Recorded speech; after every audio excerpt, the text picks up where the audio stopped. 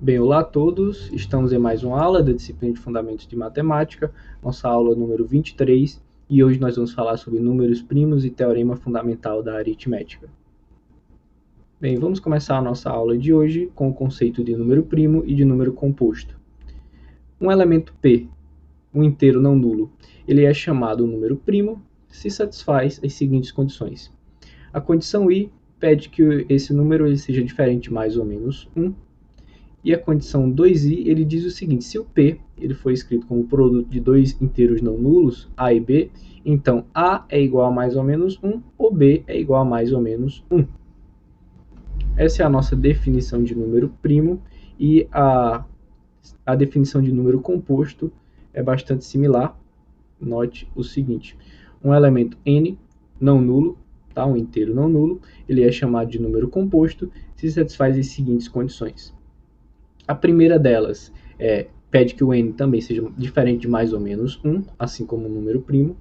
E a segunda condição, ela diz o seguinte: se o n for escrito como produto de dois inteiros não nulos, a e b, então o valor absoluto, tanto o valor absoluto de a quanto o valor absoluto de b, tem que ser maior que 1 e menor que o valor absoluto do n. Tá? Se você prestar um pouco mais de atenção, olhar um pouco mais profundo aqui, na nossa condição 2i de número composto, você vai notar que ela é a negação da condição 2i de número primo. Tá? Tendo isso em mente, a gente consegue classificar um inteiro em três classes, tá? Que a gente vai registrar aqui na nossa observação. Dado um inteiro n, então esse inteiro ou ele é 0 ou mais ou menos 1, ou ele é um número primo, ou ele é um número composto. Tá? Dessa forma, dado qualquer inteiro, você consegue classificar ele em um desses três grupos, uma dessas três classes de números.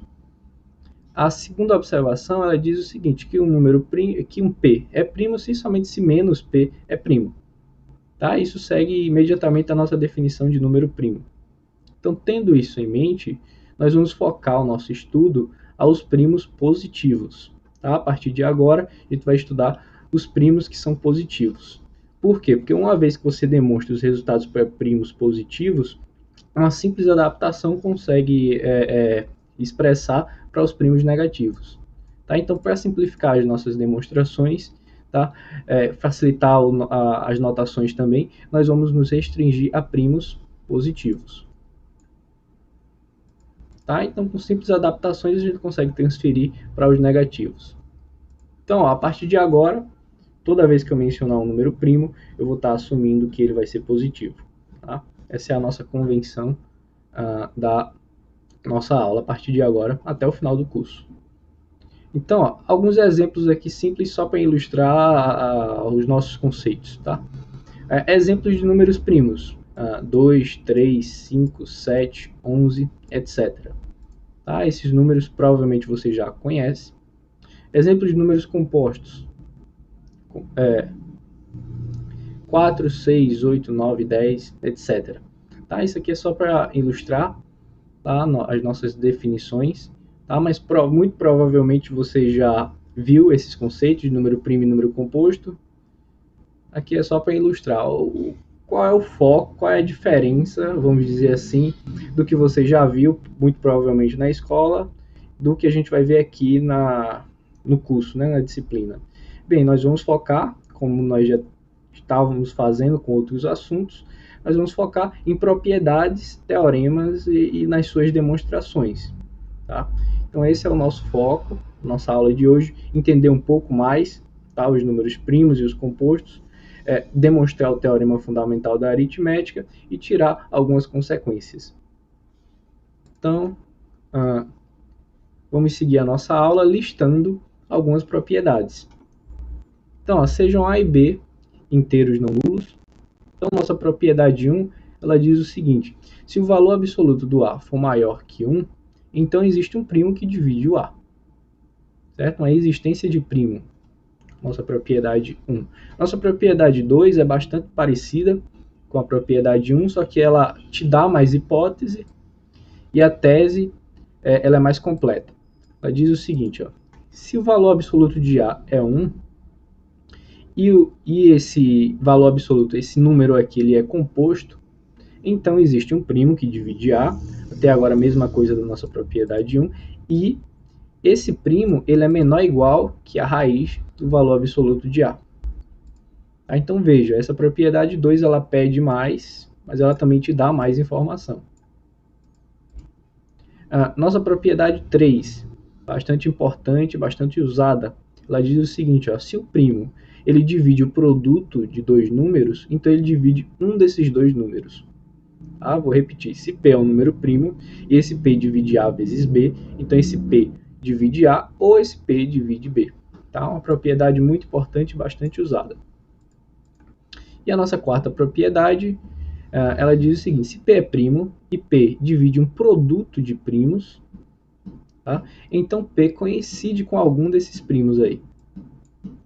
Tá? Então vou repetir, ó, se P é primo e P divide P1, P2, Pn, onde P1, P2, Pn são números primos, então P coincide com algum Pi, tá? Obviamente onde esse I está variando de 1 a N. Tá? Então vamos ver as demonstrações dessas propriedades, guardem bem elas, tá? São ferramentas bastante úteis, tanto para a nossa aula quanto para o que virá nas próximas. Então, ó, demonstração da nossa propriedade 1. Lembra aí das nossas hipóteses. A nossa hipótese é que o valor absoluto de A é maior que 1. E o que a gente quer provar é que existe um primo que divide o A. Então, ó, nós vamos começar com o seguinte conjunto. Defina x como sendo os elementos inteiros positivos, que são maiores que 1, e que não existe nenhum primo que divida ele. Tá? Ou seja, que não divide n para todo q primo. O que a gente quer mostrar aqui? Que esse conjunto ele é vazio. Como é que a gente vai mostrar isso? Por absurdo. Suponha por absurdo que esse conjunto ele seja diferente de vazio. Então, ó, pelo princípio da boa ordenação, em Z+, ele possui um menor elemento. Esse menor elemento eu vou chamar de N0. Tá? Como esse elemento ele está no X, o que é que a gente pode tirar aqui das informações? Seguinte, primeiro, todo elemento não nulo divide ele mesmo. Então, N0 divide N0. Segunda coisa, pelo fato dele estar no X, nenhum primo pode dividir o N0. Certo? Então, qual é a conclusão que a gente tira disso aí? Que o N0 ele não pode ser primo. Porque se ele fosse primo, ele dividiria ele mesmo, certo? Isso vale para qualquer número não nulo, certo? Isso ia contradizer a hipótese de estar em X, certo? Porque nenhum primo pode dividir N0. Então, ó, o N0 ele não é um número primo. Guarde essa informação. Se ele não é primo, e ele não é nem 0, nem 1, nem menos 1, o que é que a gente viu? A única classe que ele se encaixa é a de número composto. Então, ó, N0 é um número composto. Pela definição de número composto, a gente tem o seguinte, que N0 pode ser escrito como produto de dois caras, que eu estou chamando aqui de M e N, tá? Onde o valor absoluto desses caras é maior que 1 e menor que N0. Certo? Valor absoluto de N0, como N0 é positivo, então aqui vira o próprio N0. Então veja só, a gente pode assumir, como N0 é positivo, a gente pode assumir que o M e o N eles também são positivos. Tá? Por quê? Você pode, por exemplo, pegar o valor absoluto aqui nessa igualdade. Tá? Pega o valor absoluto aqui, vai dar o próprio N0, fica o valor absoluto de N vezes o valor absoluto de N. Então, em vez de pegar M e N, você pode pegar o valor absoluto deles. Certo? Então, no fundo, você pode assumir que M e N são, de fato, positivos. Por que eu quero isso? Note o seguinte, uma vez que o M é positivo, então você pode tirar o valor absoluto aqui, o N0 já é positivo, então você poderia tirar desde o início, então você tem essas desigualdades aqui. Tá? Então, em particular, essa última aqui, M menor que N0, já nos garante que o M não pode pertencer ao X. Certo? Por quê? Porque N0 é o menor elemento de X. Uma vez que M é menor que N0, então ele não está no nosso X. Se ele não está no X, então ele tem que furar alguma dessas hipóteses aqui. Tá? Primeiro, a gente já está assumindo que o M ele é positivo. Então o M já estaria aqui, já estaria em Z+. E por aqui, ó, por essa primeira desigualdade aqui, ele ia satisfazer essa condição aqui. Tá? Então o M ele satisfaz essa e essa. Mas ele não está no X. Se ele não está no X, ele tem que furar alguma das condições do X. Então ele vai furar essa aqui. É a única que sobrou. Qual é a negação disso aqui? Existe um primo que divide o m. Então, como o m não está no x, então existe um primo que eu estou chamando de p que divide o m. Mas se ele divide o m, ele divide m vezes n. Mas o m vezes n é o que? É o n0. Então aí você acabou de mostrar que existe um primo que divide o n0, implicando que o n0 não estaria no x. Esse é o absurdo, que o n0 foi tomado desde o início como sendo um elemento do x. O que gerou esse absurdo? Assumir que o x é não vazio. Portanto, nosso conjunto x é igual a vazio. E agora nós vamos concluir a nossa propriedade da seguinte forma. Se ele é vazio, então, em particular, o valor absoluto do A ele não está no x. Tá? Então, vamos analisar o que significa não estar no x. Mais uma vez, ele fura alguma das propriedades, mas as duas primeiras são satisfeitas. O valor absoluto é positivo e é maior que 1, por hipótese. Então, ele fura a última propriedade, implicando que existe um primo que divide o valor absoluto de A. Mas o valor absoluto de A é A ou menos A. Tá? Em ambos os casos, isso implica que o P ele vai dividir o A. Que era exatamente o que você queria. Você queria a existência de um primo que divide o A. Foi isso que a gente conseguiu. Isso aí demonstra a nossa propriedade 1. Então vamos agora para a nossa propriedade 2. Veja que a propriedade 2, lembre que a propriedade 2 é bastante similar à propriedade 1. Só que ela pede um pouco mais de hipótese e te dá um pouco mais na tese. Então, lembrando, a nossa hipótese aqui é que o valor absoluto do A é maior que 1 e é um número composto. Então, eu quero mostrar que existe um primo que divide o A e que esse primo é menor que a raiz do valor absoluto de A, menor ou igual. Então, seja x o seguinte conjunto, são os primos positivos que dividem A. Tá? Essa hipótese aqui tá, é só para deixar claro que esse x está contido nos e+. Tá? Mas a gente já está, lembre que a gente já está com a convenção de que todo primo já é positivo. Tá? Aqui é só para deixar claro que a gente está trabalhando num subconjunto dos e+. Tá? Então, mais uma vez, o x vai ser o conjunto dos primos positivos que dividem A. Então, ó, pela nossa propriedade 1, existe um primo que divide A. Como é primo é positivo, lembre-se da nossa convenção. Então, ó, esse primo já estaria no x. Portanto, isso implicaria que o nosso x é não vazio. Sendo x um subconjunto dos e+ não vazio, pelo princípio da boa ordenação, x possui um menor elemento. Esse menor elemento eu vou chamar de P. Tá? Então, esse P aqui, como ele está no x, ele é um primo e ele divide A. Certo? Por estar em x, você já ganha essas duas coisinhas. Ele é um primo que divide o A. Daí, ó, se ele divide o A, então o A é um múltiplo dele. Ou seja, existe um B inteiro, tal que A é igual a P vezes B. Daí, ó, a gente vai dividir em dois casos. Primeiro, nós vamos assumir que o A é positivo. Tá? O A sendo positivo, isso implica que A coincide com o valor absoluto de A, e por hipótese a gente tem que esse valor absoluto é maior que o 1. Então, em particular, A é maior que 1, e por hipótese ele também é composto. Sendo composto, você tem o seguinte, que o B ele tem que ser maior que 1. Como é que a gente tira essa conclusão? Volta para cá, lembra do seguinte, o A é positivo, a gente está assumindo aqui, o P, por ser primo, ele também é positivo, então só resta que o B também tem que ser positivo. Tá? Então, B é maior que 0. Mas por que ele não pode ser 1? Porque se ele fosse 1, por essa igualdade, você teria que A seria igual a um primo. Mas a gente está assumindo que A é composto. Portanto, conclusão, o nosso B é estritamente maior que 1. Guarda essa informação e veja o seguinte. A gente está afirmando aqui que o P ele é menor ou igual que o B. O nosso primo ele é menor ou igual que o B. Como é que a gente verifica isso? Assuma a desigualdade contrária, que o B é menor que o P. Tá? Se o B fosse menor que o P, o que é que você teria aqui? Ó? Pela nossa propriedade 1, vamos usar mais uma vez a nossa propriedade 1, Como o B ele é maior que 1, em particular o valor absoluto dele é maior que 1, ou seja, existe um primo, que eu vou chamar de P', que divide o B.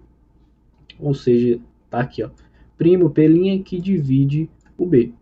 Se ele divide o B, você tem que ele, o P' é menor ou igual que o B.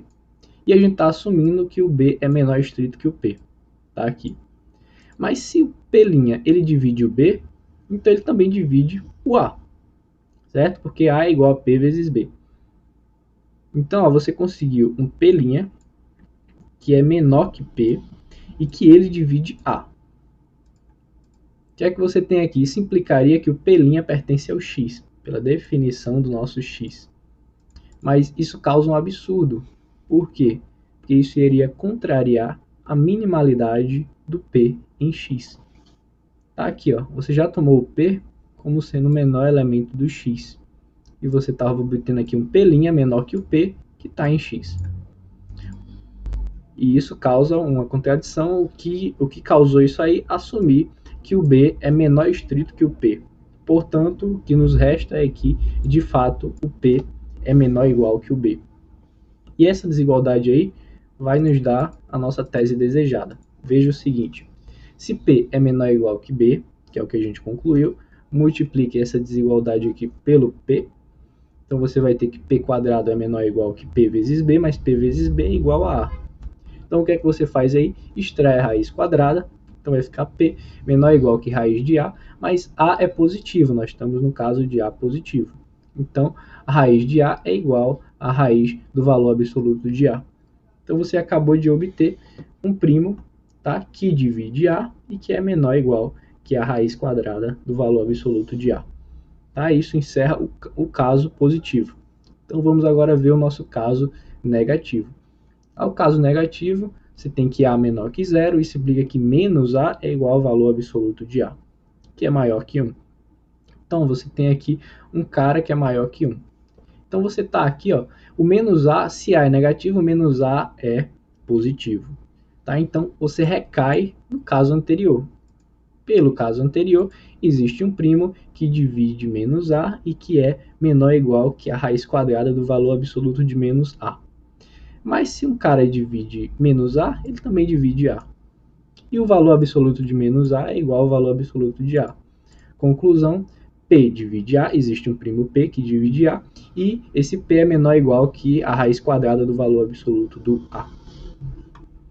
Tá, isso encerra de fato a demonstração da nossa propriedade 2.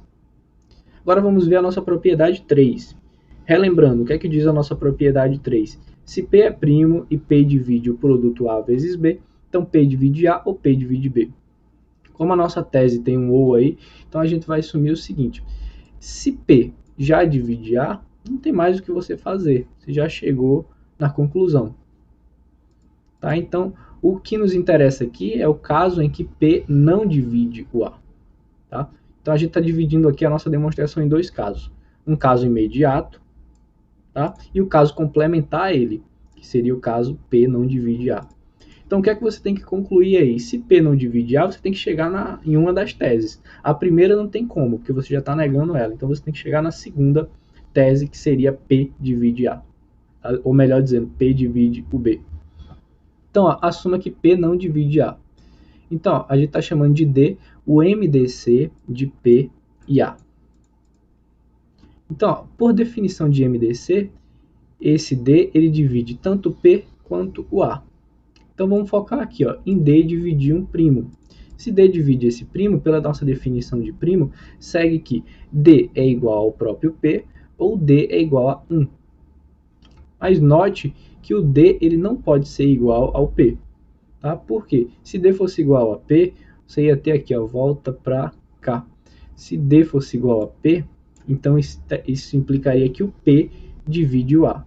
Mas a gente está no caso que P não divide A.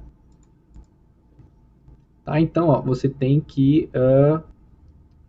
essa igualdade ela não pode ser possível por causa da nossa hipótese. Então, se essa igualdade não é possível, o que resta é essa igualdade aqui. Opa.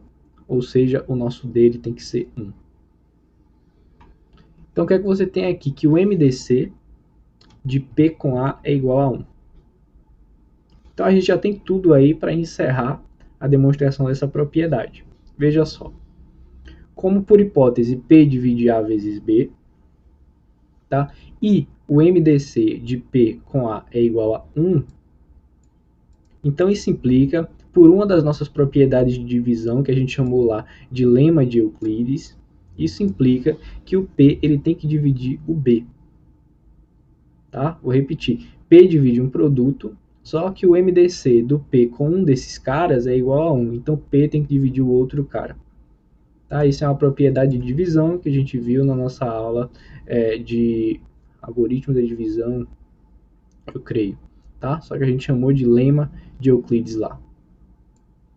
Tá? Uma propriedade importantíssima. Se você ainda não aprendeu ela, não aprendeu a aplicar ela, volte lá na aula, reveja novamente e entenda bem ela.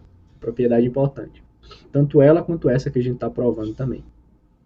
Então, ó, você concluiu o que você queria da nossa propriedade 3. Ou P divide o A, ou P divide B. Acabou. E a nossa propriedade 4, eu vou deixar ela como exercício para vocês. Tá? Note que você vai conseguir provar ela usando a propriedade 3 e usando indução. Tá? Princípio de indução sobre o N. Tá? Então essa quarta propriedade eu deixo como exercício para vocês. E aí a gente já pode ir direto para o nosso teorema fundamental da aritmética. O que é que ele diz? Ele diz o seguinte, ó, se A é um inteiro diferente de mais ou menos 1 e do zero, então ele pode ser escrito de modo único, a menos de ordem dos fatores, da seguinte forma. A igual a mais ou menos P1, P2, Pn, onde esses Pi são todos primos. Então o que é que o nosso teorema está te dizendo? Está te dizendo que você pode pegar qualquer inteiro que esteja nesse conjunto aqui, certo? E pode escrever ele como produto de primos, tá? Um produto de primos de modo único, onde esses primos aí eles são únicos. E o que significa esse aqui? Ordem dos fatores. Deixa eu ir aqui para o quadro. Vamos ver aqui, ó. Veja só. Pegue, por exemplo, o número 12. O número 12 é igual a 4 vezes 3, que é igual a 2 ao quadrado vezes 3. Tá? Então você escreveu, ó, o 12 como produto de primos. Deixa eu escrever aqui exatamente do jeito que está lá no enunciado. Tá? Como um produto de primos. 2 vezes 2 vezes 3. Mas veja que escrever dessa forma, ela não é única, porque você, como você tem aqui que a multiplicação é comutativa e associativa, você também poderia escrever assim, ó. Como 2 vezes 3 vezes 2, como 3 vezes 2 vezes 2. Tá? Então você escreveu aqui, ó, de 3 formas diferentes. 3 maneiras diferentes. Mas o que é que importa aí? O que importa é que os primos que você está usando, nessas 3 combinações aqui, são os mesmos. Olha, você tem 2, o 2 aparece 2 vezes e o 3 aparece uma vez. Em todas as configurações aqui que você fez. Tá? Então, a maneira que você está escrevendo, ela não é única, porque você pode mudar a ordem. Mas os primos que você está usando para isso, eles sim são únicos. Tá? Então é isso que o nosso teorema fundamental da aritmética está te dizendo.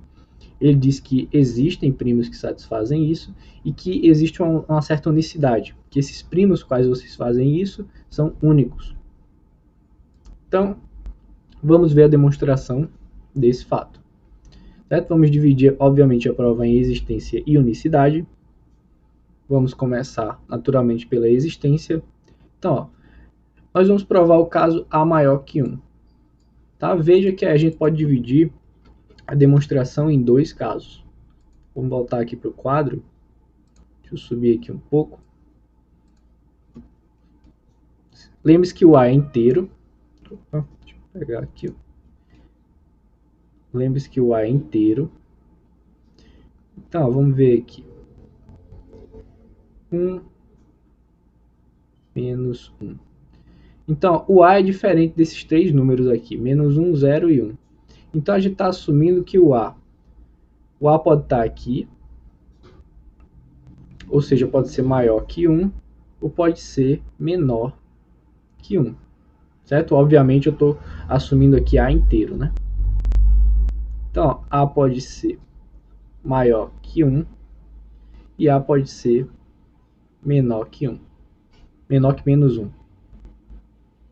Certo? Então você tem esses dois casos aí para considerar.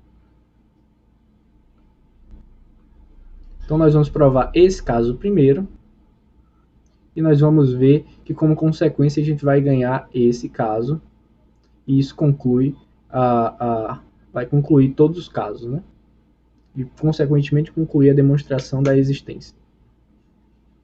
Então vamos voltar novamente para cá, vamos assumir aqui A maior que 1 e provar esse caso. Então, ó, considere o seguinte conjunto, seja os inteiros positivos que são maiores que 1 e que não podem ser escritos como produto de números primos. Estamos considerando esse conjunto. O que a gente quer fazer? A gente quer mostrar isso, que esse conjunto ele é vazio. Como é que a gente vai fazer isso? Seguindo o modelo que a gente já vem seguindo na nossa aula de hoje, assuma, por contradição, que ele seja diferente de vazio. Certo? Se ele for diferente de vazio, como ele é um subconjunto dos demais, você pode aplicar o princípio da boa ordenação nele e conseguir um menor elemento. Esse menor elemento eu estou chamando de B. Então, ó, como B está em X, o que é que você tem aqui? Que o B ele é maior que 1 e que o B ele não pode ser escrito como produto de primos. Mas como o B aí ele é maior que 1, você pode usar novamente a nossa propriedade 1 da aula de hoje e conseguir um primo P que divide o B. Se o primo ele divide o B, então é porque B é igual a P vezes C, onde C para algum C inteiro aí. Então, ó, em particular você ganha aqui que esse C ele é menor que o B, tá? Sendo menor que o B, como B é o menor elemento do X, a gente tem que o C ele não pode estar no X. Então veja só, C ele não está no X, tá? Pela minimalidade do B, né? Se C ele não está no X, quer dizer que ele fura alguma hipótese do X. Tá? A gente já sabe aqui ó, o seguinte, que o B ele é positivo. Tá? Por quê? O C é positivo, melhor dizendo. Porque o B é positivo e o P é positivo. Então, para isso aqui ser verdade, o C também tem que ser positivo. Então, a primeira condição do X é satisfeita, C é positivo. Então, ele tem que furar uma das duas aí condições. Quais são elas? Ele teria que ser igual a 1, certo? Porque aí seria a negação de ser maior que 1. É a única que resta para o C, né? Uma vez que ele é positivo. Então, ele teria que ser igual a 1 ou ele teria que ser o produto de primos. Aí isso significa furar uma das propriedades aí do nosso X. Então, vou repetir novamente. Como o C ele não está no X, então isso implica que o C ou ele é o produto de primos ou ele é igual a 1. Certo? Na verdade, a negação imediata seria C menor igual que 1. Mas a gente já sabe que o C é positivo por essa igualdade. Então, só resta, de fato, que o C seja igual a 1. Então, o que é que você faz aqui? Você multiplica essas igualdades aqui pelo P. Por esse P aqui, ó. Aqui de cima. Então, multiplicando a primeira, você obtém isso aqui. Vai ficar B vezes C aqui, B vezes C aqui. Aliás, P vezes C, né? P vezes C aqui, P vezes C aqui. Só que P vezes C é igual a B. Então, ó, B é igual a esse produto aqui e B é igual a esse carinha aqui. Ou B é igual a esse carinha aqui. Então, veja aqui, ó, em ambos os casos que você obteve, B é o produto de primos, certo? Claramente, esse produto aqui é o produto com apenas um elemento, tá? Um elemento no produto. Tá? Mas não deixa de ser um produto aí de primos. Então, ó, em ambos os casos, você escreveu B como um produto de primos. Então, o que é que você obteve? Você obteve uma contradição, que isso implicaria que o B ele não está no X, mas o B já foi tomado como sendo o menor elemento de X, em particular ele é um elemento do X. O que causou essa contradição? Assumir que esse carinha aqui é diferente de vazio. Certo? Conclusão, ele é de fato igual ao vazio. Então, para a gente deixar bem bonitinho e concluir o enunciado, veja o seguinte, ó. Como A ele é maior que 1, por hipótese, certo? Então, e ele não está no X, obviamente, porque porque o x é vazio, então é porque ele fura alguma propriedade do x. Uma vez que o A é maior que 1, A também vai ser positivo, então ele fura a terceira propriedade, e a terceira propriedade diz que A não pode ser escrito como produto de primos, portanto, A pode ser escrito como produto de primos. Tá? Então, existem P1, P2, Pn, primos, tais que A é o produto desses caras. Tá? Então, isso conclui o nosso caso positivo, nosso caso A maior que 1. Então, para concluir a existência, vamos ver o caso A menor que menos 1. Mas se A é menor que menos 1, o que é que você faz aqui? Multiplica por menos 1 essa desigualdade, ela inverte, fica menos A maior que 1. Então, você está novamente no caso de um número maior que 1. Então, você volta para o caso anterior, aplica o caso anterior no menos A. Ou seja, existem primos, P1, Pn, tais que menos A é o produto desses primos. O que é que você faz novamente? Multiplica por menos 1 e você vai obter que o próprio A é igual a menos o produto desses primos. Tá? Então, todo caso aqui, você conseguiu escrever o A como um produto de primos, certo? Que muda de um caso para o outro é o sinal. Por isso que no nosso enunciado está mais ou menos o produto de primos. Então, ó, existência demonstrada. O que é que falta agora para concluir o nosso teorema? Demonstrar a unicidade desses primos. Então, ó, sejam P1, Pn, Q1, Qm, primos que tornam essa igualdade possível, ou seja, A igual a mais ou menos o produto de P1, Pn e A igual a mais ou menos o produto de Q1, Qm. Então, o que é que você quer fazer aqui? Mostrar, primeiro, que essas quantidades são iguais de primos e que esses primos são iguais entre si. Então, como é que a gente vai fazer isso? Veja, você tem ambos são iguais a A, ambos esses produtos são iguais a A. Então, você tem aqui, primeiro, você tem duas quantidades aqui, M e N. M e N. Como são primos e você tem uma ordem total aí, você pode assumir que M é maior ou igual que N. Tá? Você tem duas quantidades aí. Eu estou assumindo que o M é maior ou igual que o N. Por quê? Porque o argumento contrário, N menor ou igual, N maior ou igual que M, seria um argumento totalmente similar ao que a gente vai fazer aqui. Tá? Então vamos assumir aqui que o nosso M é maior ou igual que o N. Então, ó, como você tem essas igualdades aqui, certo? E lembre, ó, esse produto aqui é positivo, esse produto aqui é positivo, então uma vez que você tem essas desigualdades aqui, o sinal das expressões vai ser o mesmo, por isso que você pode eliminar aqui o mais ou menos aqui e o mais ou menos aqui. Tá? Ou seja, se o menos aparece aqui, o menos também vai aparecer aqui e vice-versa. Então, por isso que você pode eliminar o sinal e ter essa igualdade aqui. Então, veja só, você tem essa igualdade aqui. P1, Pn é igual a Q1, Qm. Em particular, você tem que o P1, que é uma das parcelas dessa multiplicação aqui, divide essa multiplicação de primos aqui. Pela nossa propriedade 4, que a gente viu hoje, isso implica que o P1 coincide com algum desses primos aí. Eu estou chamando de QI, certo? Obviamente para algum I de 1 a M. Mas lembre-se, o nosso... você pode sempre permutar, certo? Vale a associatividade e a comutatividade na multiplicação em Z. Então você sempre pode comutar e deixar esse QI no lugar que você quiser aqui, ó, nessa multiplicação. Então, em particular, você pode ir permutando ele até ele virar o primeiro elemento dessa multiplicação aqui. Então, para facilitar a nossa anotação, o que é que a gente faz? Reindexando, se necessário, a gente pode assumir que esse QI aqui é o Q1. Tá? É o primeiro elemento dessa multiplicação aqui. E o Q1? O Q1 vira o Q2? Não, o Q1 vai exatamente para o lugar do QI. Tá? Isso você vai reindexando se necessário. Se ele já for o Q1, ok.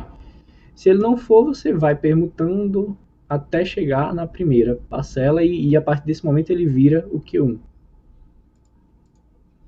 Tá, então, assumindo que o QI é, na verdade, o Q1, então você tem que P1 é igual a Q1. Então, o que é que você pode fazer aqui?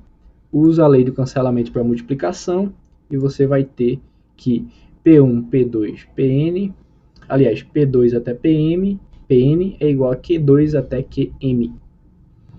E aí o que é que você faz? Veja que o mesmo argumento que você usou para o P1, você pode usar também para o P2. P2 divide essa multiplicação aqui, portanto P2 é igual a algum QI.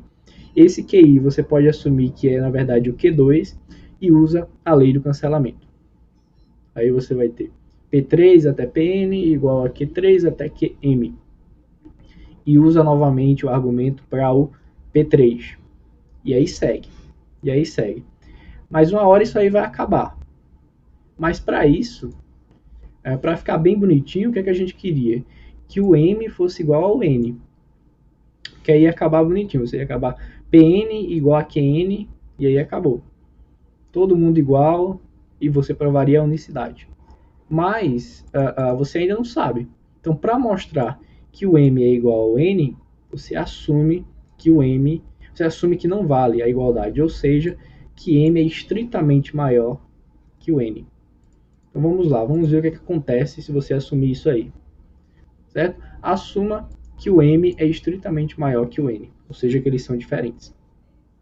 Então, ó, você continua usando o seu algoritmozinho, cancelando os PI com os QI, conseguindo a igualdade e cancelando.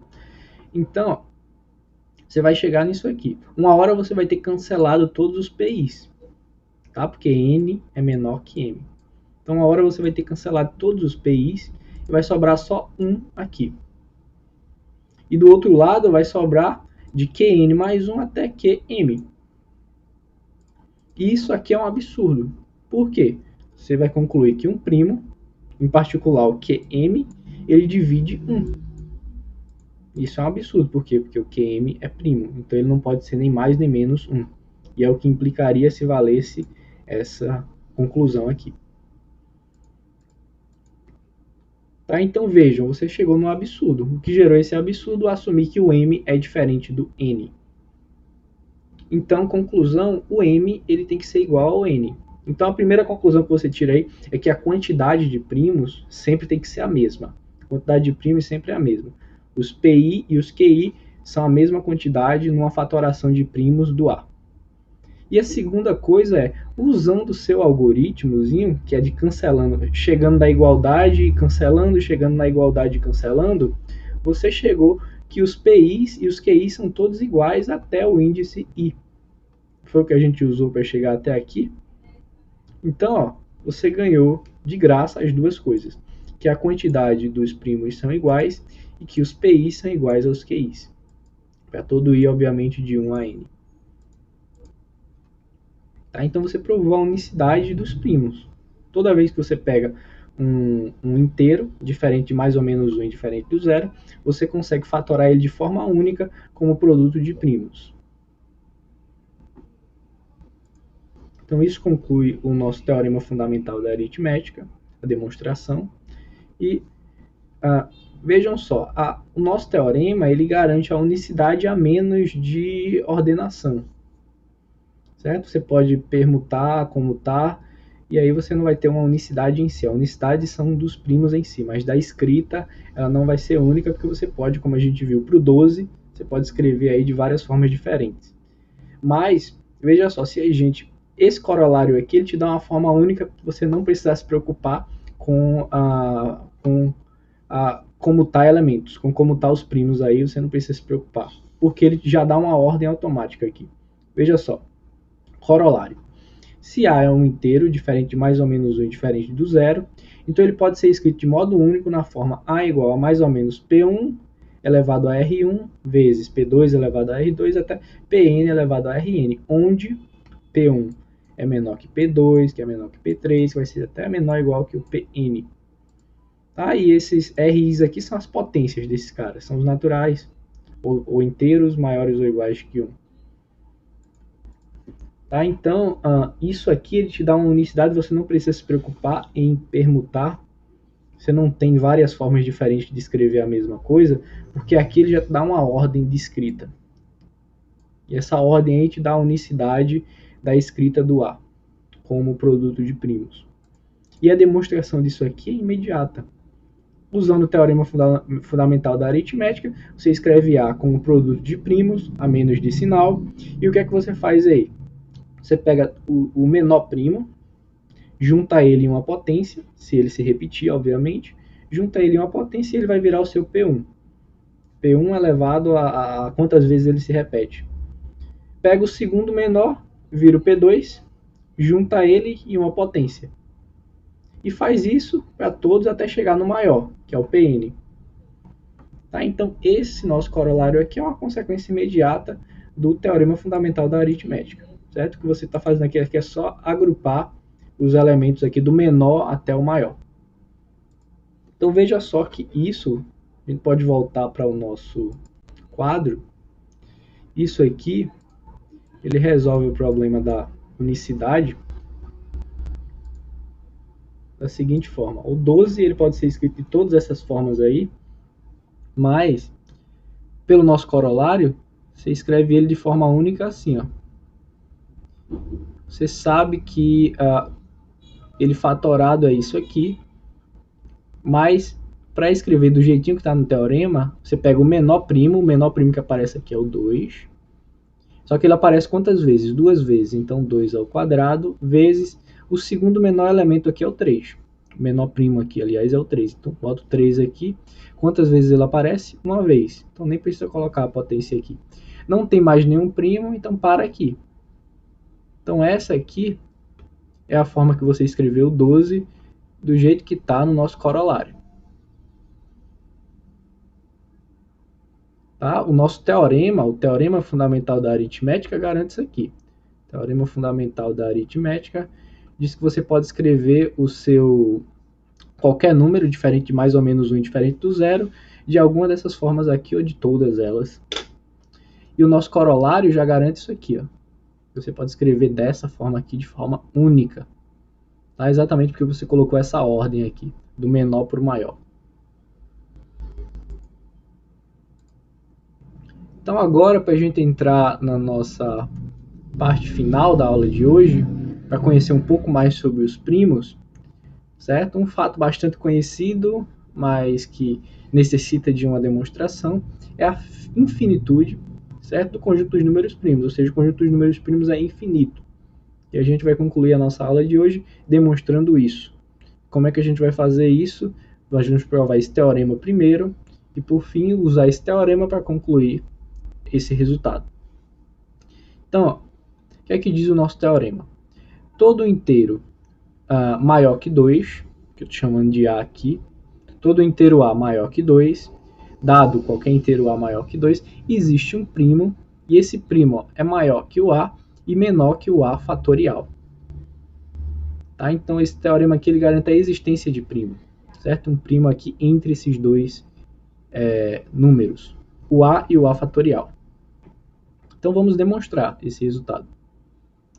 Então, o que é que você faz aqui? Você toma o B como sendo A fatorial menos 1. Então, ó, esse B aí, ele é maior que 1. Na verdade, esse B aí, ele é bem maior que 1. E veja só. Você está assumindo aqui, ó, que o A, tá de preto. Você está assumindo aqui que o A é maior que 2.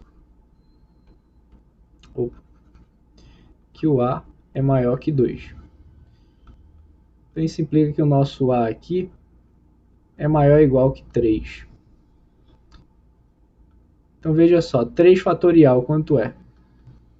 1 vezes 2 vezes 3, que é igual a 6.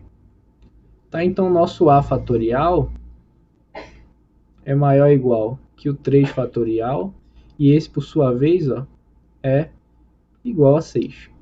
Então, o nosso A fatorial é pelo menos 6.